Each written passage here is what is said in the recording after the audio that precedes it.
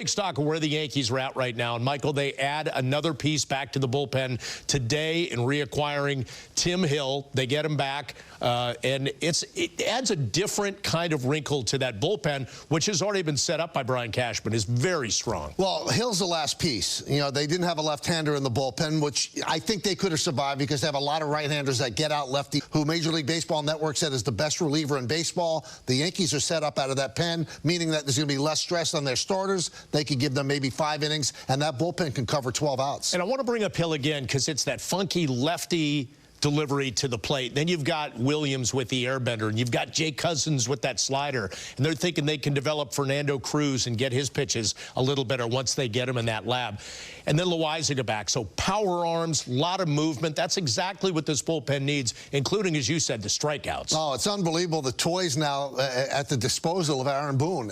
Whatever kind of hitter is up there, he's got the answer to it out of the bullpen. Now, obviously, the game has evolved or devolved, if you want to look at it in another way, into a bullpen game. I think guys in the bullpen, relievers are more important than starters now, although big-time starters still get paid an awful lot of money. But great teams have guys that could get you out in the bullpen. Look at the Dodgers. Their entire starting staff was really down for most of the season, and they won the World Series because they deployed their bullpen. Arm after arm of hard throwers coming in. Now the Yankees have that same thing. Now, how important do you think it is for a team to know they import a guy like Devin Williams, who could be a lockdown closer, but they had a guy that they tried in the closer role last year, Luke Weaver, who they now know can handle that role and the pressures of it, but also be a great setup guy. Bottom line is Luke Weaver made them not skip a beat. That's how good he was. One of Aaron Boone's biggest assets has been when and where to deploy a lot of the bullpen, certain guys in the regular season. And I think how that works in concert with the starters, if you can get Cole, you can get Fried and Rodon going deeper into games, it makes him, in the back end of that rotation, be able to use those guys maybe earlier in games. So now you might start seeing guys in the 5th, 6th innings, and you said build that bridge to Williams at the end. Well, if you look at every single guy they have in the bullpen, every single one, I don't think there's one guy there that Aaron Boone would be a little bit nervous about bringing in. They're all top-flight talent. So if he has to bring in guys in the 4th inning, he can do it to get big outs. Now, what Boone has to do, okay, this is a big spot in this game. The game could turn on this. I'm going to bring in a high-leverage reliever. I'm going to bring in Loaizaga to get the final 2 outs of the 4th inning. Boom, and you've got enough to cover it on the back end as well. I still think that big-time starters that can give you inning are unbelievably valuable to a team. So Garrett Cole is still going to be relied on by the Yankees to give them 7 or 8 innings. Same thing with Max Fried. But then the rest of the rotation, you could actually keep them the 5 innings, not have them face that 3rd batter in the order for the 3rd time. And that's where the bullpen comes in.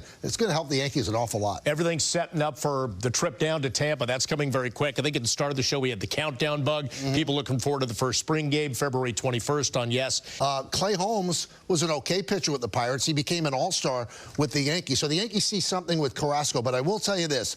If Carrasco is pitching a significant amount of games for the Yankees, something went wrong. Yeah. He is an injury insurance. If somebody in the starting rotation goes down and they do deal a Marcus Stroman, it's going to be Carrasco that's first up. In a perfect world, Carrasco gets some spot starts, maybe pitches in the minor leagues, comes up 5 or 6 starts. But if he has to pitch 20 starts, something went wrong. Could have an impact on young pitchers at the AAA level as well. We'll see. In the meantime, let's talk a little bit about what's happening around the majors. A lot of players still, some key players unsigned, but Pete Alonso got a deal with the Mets. Not probably what he was looking for. Not what he was looking for, but he gets $30 million in the first year, which makes him the highest-paid first baseman in baseball, second highest-paid first baseman average annual value in the history of the game. Only Miguel Cabrera, who averaged $31 million a year over a long-term contract, made more. So the Mets got him for 1 year, which is a positive for them. In the meantime, Alex Bregman is still out there. And, Michael, that's that one big-name free agent that's still looking for a home. Yeah, this one's curious because the Astros are stuck at 6 years, and he's been wanting 7. And Jim Crane will not give a 7-year contract to anybody. In fact, the most valuable player on the Astros, Jose Altuve, only got 5. So I guess there's other markets, but I don't think for 7 years for Bregman. The Tigers should be interested. The Cubs might be interested. But the bottom line, he fits perfectly in Houston. But it seems to be a little bit of a standoff right now, 6 to 7 years. And the owner, Jim Crane, doesn't seem seem like he wants to go to 7, and Bregman doesn't seem like he wants to accept 6. The holdout seemed like it made sense a month and a half, 2 months ago. Not now, at this point, with spring training coming up. Well, NBA news, there was a massive ripple this past week when Luka Doncic got traded from the Mavericks to the Lakers. And I wanted to bring that up because there have been some massive trades made in Major League history that caught your attention, and one that actually brought you to tears. And I wanted to ask you about a few of those trades. This is one that involved Bobby Mercer. Well, Bobby Mercer was my favorite player, and he, Thurman Munson, and Roy White, they were the faces of the Yankees during the lean years. And Bobby Mercer was a multiple-time All-Star and a Gold Glove winner. That large noggin, that's a lot of tears coming out. A lot of tears, yeah. Another